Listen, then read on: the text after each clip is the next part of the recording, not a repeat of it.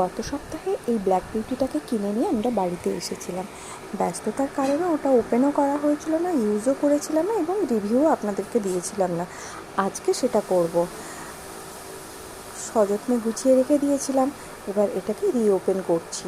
Open করে সমস্ত কাগজগুলোতে পড়ে নিলাম, যেসব ইনফরমেশানগুলো থাকে, কেমন কি ইউজ করা হয়, বিভিন্ন হিটে তো ওগুলো রান্না করতে হয় বিভিন্ন জিনিস, তো পড়ে নিলাম।